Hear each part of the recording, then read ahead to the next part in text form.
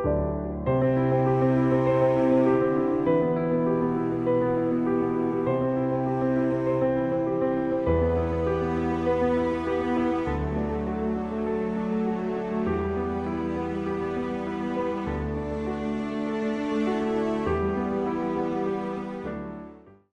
exactly is PCOS? PCOS stands for polycystic ovarian syndrome.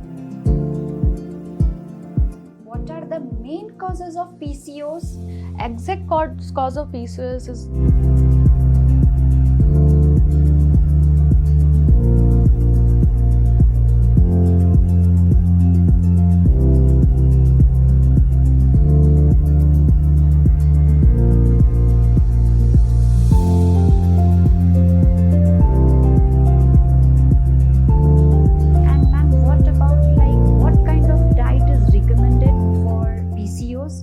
जैसे कि क्या फूड इंक्लूड करना चाहिए एंड पीसीओएस के लिए क्या फूड हेल्थी होता है?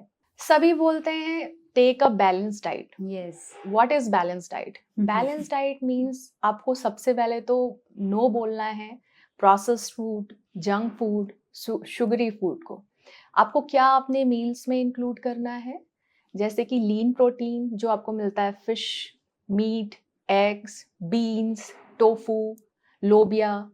उसके अलावा आप क्या ले सकते हैं? गुड फैट आपको मिलता है नट्स में, एवोकाडो, आप घी ले सकती हैं, ऑलिव ऑयल यूज कर सकते हैं. इसके अलावा आप अपने डाइट में इंक्लूड कीजिए vegetables, seasonal fruits and dairy products are also good for that. So एक बात अपने बस दिमाग में रखिए कि balance your plate so you can balance your hormones. Great explanation and easy to follow ma'am. And जैसे कि सब बोलते हैं कि mental health also can effect with PCOS, is that true ma'am? Very pertinent question Hajra. Mental health PCOS affected females में definitely affect होती है और बहुत सारे ट्रीटमेंट फेलियर का कॉज यही होता है कि हम सिर्फ फोकस करते हैं फिजिकल हेल्थ पर, नॉट मेंटल हेल्थ पर. Correct ma'am. जैसे कि पीसीओएस में बताया कि आपकी बॉडी में चेंज हो जाती है क्योंकि बहुत एक्ने हो जाते हैं, हेयर फॉल होता है, ग्रीसी ऑयली स्किन हो जाती है और हम इससे बहुत स्ट्रगल करते हैं, फाइट करते हैं इस सब से छुटकारा पाने के लिए. लेकिन वो होता नहीं क्योंकि ये तो हार्मोन इम्बैलेंस से जुड़ा हुआ है. सो अगर किसी की मेंटल हेल्थ अफेक्टेड है, जैसे कि किसी को डिप्रेशन हो सकता है, एंजाइटी हो सकती है इसके कारण, इसका अगर कुछ ट्रीटमेंट नहीं किया गया तो क्या होगा, वो अपनी फिजिकल रूटीन जो डेली रूटीन है उस पर भी वर्कआउट नहीं कर सकते क्योंकि रेगुलर एक्सरसाइज और अपनी डाइट मेंटेन करने के लिए जो इम्पोर्टेंट है वो है विल पावर. अगर कोई इंसान डिप्रेस्ड है या जिसका सेल्फ एस्टीम ही लो है, सो वो अपनी रेगुलरिटी को कैसे मेंटेन कर सकता है? सो अगर कोई ऐसा है पीसीओएस से अफेक्टेड फीमेल जिसमें ऐसे सिम्टम्स हैं जैसे कि जिसको साइकोलॉजिकल सपोर्ट की ज़रूरत है, तो बेटर है कि पहले हम उसको ट्रीट करें and after that we will focus on physical health. Yes ma'am, it means mental health is really connected. Yes. PCOS is caused by stress also, is that true? Yes, stress एक बहुत major role play करता है PCOS के cause में. लेकिन only stress we can not say is the only thing. Stress के साथ आपका इरेगुलर लाइफस्टाइल, इरेगुलर डाइट, वो सारे जो फैक्टर्स हैं इनका क्यूमुलेटिव इफेक्ट होता है पीसीओएस के ऊपर. So ma'am, one more thing I want to ask, जैसे जिस वुमेन के रेगुलर पीरियड्स है, क्या उसको भी पीसीओएस हो सकता है? आपका डाउट बहुत सही है हाजरा. पीसीओएस यस, किसी को रेगुलर पीरियड्स के साथ में भी पीसीओएस हो सकता है. जैसे कि डायग्नोस्टिक क्राइटेरिया में हमने अभी डिस्कस किया था थोड़े वक्त पहले कि आउट ऑफ 3 2 क्राइटेरिया होने चाहिए. सो उसमें पहला क्राइटेरिया था इरेगुलर साइकिल, सेकंड थे जो साइन सिम्टम्स हम अभी डिस्कस कर रहे हैं, थर्ड अल्ट्रासाउंड जो फाइंडिंग है.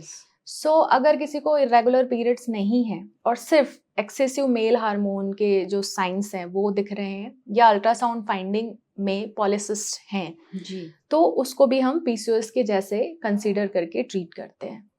सो यस, पीसीओएस आपकी रेगुलर साइकिल्स के साथ भी हो सकता है. Okay ma'am, one more thing I just want to ask कि इसमें कुछ एज ग्रुप होता है क्या, कि ये एज से ये एज तक ही पीसीओएस होता है, या फिर जैसे कि आपने कहा है obese is also one of the symptom, तो या व्हाट अबाउट थिन ग्रुप को, उसको भी होता है क्या PCOS? Thin and obese PCOS ऐसे दो कैटेगरीज हम डिवाइड कर सकते हैं। अगर कोई थिन है और इसमें उनमें साइन एंड सिम्टम्स प्रेजेंट हैं, जैसे कि हमने डिस्कस किया अभी, तो हमने ये भी डिस्कस किया कि उसमें ओबेसिटी क्राइटेरिया नहीं है डायग्नोसिस बनाने का। सो अगर कोई थिन फीमेल है और उनको अल्ट्रासोनोग्राफी में ये फाइंडिंग्स हैं और उनके साइंस एंड सिम्टम्स हैं एक्सेसिव मेल हार्मोन के, तो हम उनको कैटेगरी में डालते हैं थिन पीसीओएस के। ओके एंड ये सारे क्राइटेरिया फुलफिल होने के बाद अगर कोई ओवरवेट है या higher side on their weight है, तो उसको हम डालते हैं ओबीस पीसीओएस में। सो यस, थिन फीमेल्स में भी पीसीओएस हो सकता है। That's well explained, Dr. Akriti. And I would like to highlight some points which will be helpful for our viewers. कि मैम ये रूमर है, पता नहीं, या सुनने में आता है ना, PCOD means you can not conceive pregnancy, is that true? ये ट्रू नहीं है। पीसीओएस फीमेल्स में डेफिनेटली स्ट्रगल थोड़ा सा ज़्यादा होता है compare to non PCOS age group जो फीमेल्स का होता है, क्योंकि उनमें हार्मोनल इम्बैलेंस होता है। लेकिन अगर हम आपके हार्मोन को रेगुलर लेवल पे या नॉर्मल लेवल पे ले आएँ with the help of some fertility treatment, then PCOS females भी नॉर्मली कंसीव कर सकती है। ओके मैम, जैसे कि अभी we discuss about causes of PCOD, so जैसे कि nowadays birth control pills whoever is taking can also cause PCOD with that? No, ये ट्रू नहीं है। पीसीओएस की ट्रीटमेंट के लिए बेसिकली हार्मोन्स को रेगुलेट करने के लिए एंड साइकिल्स को रेगुलेट करने के लिए हम ओसीपीस या बर्थ कंट्रोल जो पिल्स आप बोल रही हैं, इसे यूज़ करते हैं। लेकिन ऐसा कोई भी एविडेंस नहीं है कि ओसीपी पिल्स के कारण किसी को पीसीओएस हुआ हो। Okay, and ma'am, what about those women who's living with PCOS can eat junk food once in a while? I can't say कि किसी ने एक बार या महीने में एक बार जंक फूड खाया हो तो पीसीओएस हुआ हो, लेकिन अगर हम कोई चीज़ स्टार्ट करते हैं और अगर वो चीज़ हमें अच्छी लगती है, तो very soon it becomes a habit. Okay. So it is always better to avoid processed food and junk food. तो मैम हमेशा ये कंफ्यूजन रहता है कि polycystic ovary and polycystic ovarian syndrome are both similar? Polycystic ovaries and polycystic ovarian syndrome ये दोनों ही separate entity हैं, लेकिन पॉलीसिस्टिक ओवेरियन सिंड्रोम में पॉलीसिस्टिक ओवरीज हो सकती हैं।